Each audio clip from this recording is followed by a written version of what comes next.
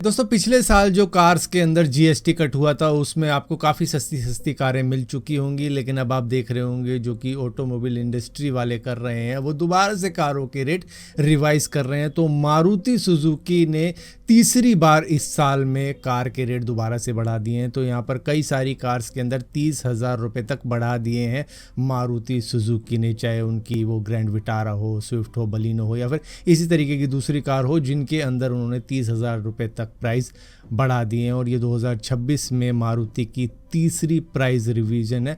जून के बाद में उन्होंने 2 महीने में ही ये सेकंड बार प्राइस हाइक किया है। तो मतलब स्मार्टफोन के तो प्राइस बढ़ ही रहे थे, अब कार्स के भी प्राइस बढ़ रहे हैं। जो जीएसटी कट का आपको मज़ा मिला था 2025 के अंदर, अब वो थोड़ा सा किरकिरा कर रही है मारुति सुजुकी प्राइस बढ़ा के। दोस्तों क्या आपको मालूम है कि आप 21 करोड़ के अंदर खुद का प्राइवेट जेट भी परचेज कर सकते हो, लेकिन एक शख्स ने 383 करोड़ रुपए की फरारी परचेज कर ली। ये फरारी की सबसे पहली फुल्ली इलेक्ट्रिक प्रोडक्शन कार है जिसका नाम फरारी लूचे रखा गया है, जो कि चेसिस जीरो के नाम से भी जानी जाती है। मतलब इसका वर्जन चेसिस जीरो है।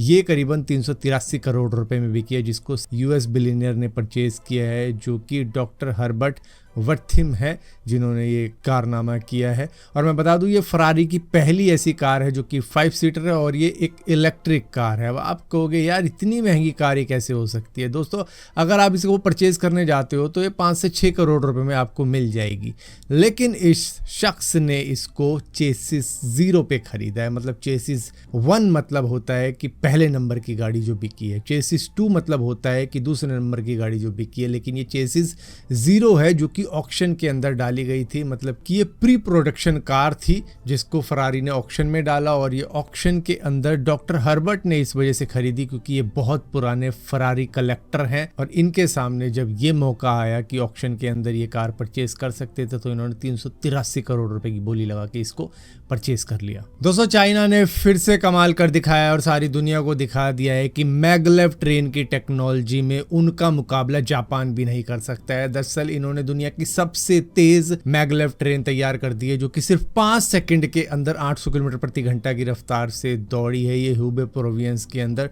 डोंगू लेबोरेटरी के अंदर ये एक्सपेरिमेंटल टेस्ट हुआ था इस व्हीकल का, जो कि 0 से 800 किलोमीटर पर आवर की रफ्तार पे सिर्फ 5.3 सेकंड के अंदर पहुंच गई थी। लेकिन ये टेस्ट ट्रैक था जो कि सिर्फ 1 किलोमीटर का था। ये नॉर्मल व्हील वाली ट्रेन नहीं थी, ये मैगलेव टेक्नोलॉजी पे बेस्ड बनी हुई ट्रेन थी जो कि मैग्नेटिक फोर्स के साथ में लेविटेट होती है और उसके बाद में तेजी से भागती है। ये करीबन 200 मीटर के अंदर ही कंट्रोल्ड स्टॉप हो गई थी। ये एक्सपेरिमेंटल व्हीकल जून 2025 में 650 किलोमीटर पर आवर की रफ्तार को सिर्फ 7 सेकंड में ही अचीव कर लेता है, और अब जाके ये सिर्फ 5.3 सेकंड के अंदर ऐसा कारनामा कर पाए हैं। फिलहाल के लिए अगर इसकी बात की जाए तो ये 1.1 टन की मैगलेव ट्रेन इन्होंने एक प्रोटोटाइप के रूप में बनाई है जो कि फुल स्केल पे भी शायद इतनी रफ्तार जनरेट कर सकती है, ऐसा चाइनीज इंजीनियर्स का मानना है। दोस्तों करीबन 1 महीने से झारखंड के स्टूडेंट प्रोटेस्ट कर रहे थे। अब उनकी जो भी मांगे थी वो झारखंड गवर्नमेंट ने मान ली है, जो थी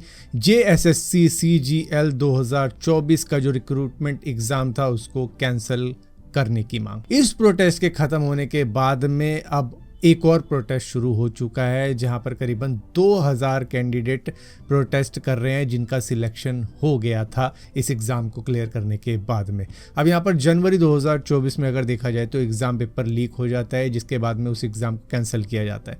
फिर सितंबर 2024 में ये री एग्ज़ाम होता है। इसके अंदर भी कई सारी इनरेगुलरिटीज़ और ऐसे एलिगेशन लगते हैं कि यहाँ पे चीटिंग हुई है। CID जब अपनी इन्वेस्टिगेशन करती है तो कुछ कैंडिडेट ऐसे भी मिलते हैं जिनको हजारीबाग, बोकारो, आसनसोल या फिर नेपाल ले जाया जाता है, जहां पर 150 में से 120 क्वेश्चन के आंसर्स को उनको याद करवाया जाता है। इस वजह से यहां पर कुछ सस्पिशियस कैंडिडेट के ऊपर एक्शन ही नहीं बल्कि पूरे रिक्रूटमेंट को ही कैंसिल करने की मांग उठी थी स्टूडेंट के द्वारा। तो यहाँ पर झारखंड हाई कोर्ट ने दिसंबर 2025 के करीब में सस्पिशियस कैंडिडेट को छोड़कर जो कि अपॉइंटेड कैंडिडेट थे उनको अपॉइंटमेंट लेटर इशू करवा दिया था। इसके बाद में जनवरी 2026 को सुप्रीम कोर्ट ने रिक्रूटमेंट कैंसिल करने की जो डिमांड थी वो रिजेक्ट कर दी थी स्टूडेंट की। इसके बाद ये प्रोटेस्ट शुरू हो गया था और अब झारखंड गवर्नमेंट ने मान लिया है कि भैया चलो पूरे एग्ज़ाम को ही दोबारा से करवाते हैं, उसको कैंसिल करवा देते हैं। लेकिन अब उन लोगों का क्या या उन कैंडिडेट का क्या जिनको जॉब मिल चुकी है या जॉब लेटर मिल चुका है और वो जॉब भी कर रहे हैं और अपनी पुरानी जॉब भी छोड़कर बैठे हुए हैं और एज लिमिट भी उनकी क्रॉस हो चुकी है, तो यहाँ पर अब ये लोग भी अब प्रोटेस्ट कर रहे हैं।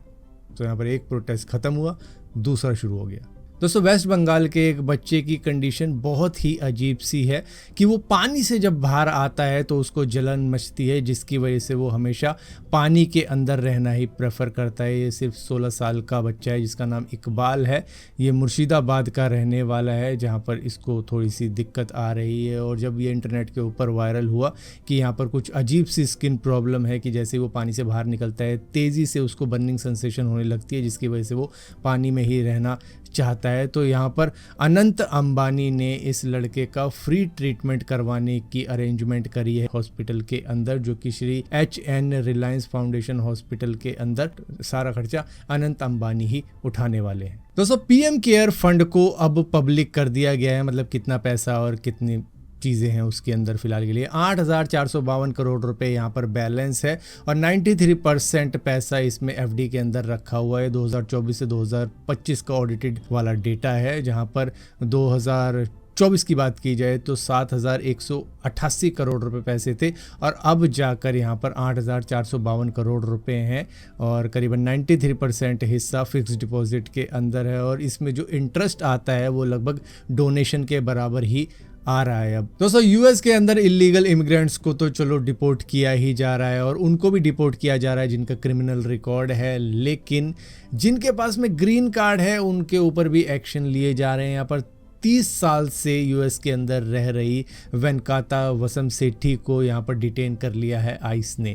ये 2013 में ग्रीन कार्ड भी पा चुकी थी, नॉर्थ कैरोलिना के अंदर पब्लिक स्कूल टीचर भी थी। इनका कोई क्रिमिनल रिकॉर्ड नहीं था, इनसे बस एक गलती हो गई कि 2022 में ये अपने बीमार फादर को देखने के लिए इंडिया आ गई और उस टाइम पे इनको हो गया कोविड, जिसके बाद में ये हॉस्पिटलाइज हुई और लगभग 7 महीने तक ये US से बाहर रही। जिसके बाद में जब फरवरी 2023 में ये वापस US के अंदर गई तो इनको US अथॉरिटी ने कहा कि लगता है आपको अपना ग्रीन कार्ड प्यारा नहीं है, तभी आप इस परमानेंट रेजिडेंसी को छोड़ना चाहती हैं, तभी आप इतने लंबे समय के लिए US में नहीं थी। जिसके बाद में इनके ऊपर केस चलता है तो इनके फेवर में केस चला जाता है कि मैं बीमार पड़ गई थी वहां पे, इस वजह से मैं लंबे समय तक US से बाहर रही थी। तो चलो इनका ग्रीन कार्ड टर्मिनेट नहीं किया जाता है, लेकिन 11 अगस्त 2026 को आइस इनके घर पहुंचती है और इनको डिटेन कर लेती है। मतलब कि दोबारा से आइस ने इसी केस को दोबारा से रीओपन किया है कि यहाँ पर री एंट्री का जो आपका इशू है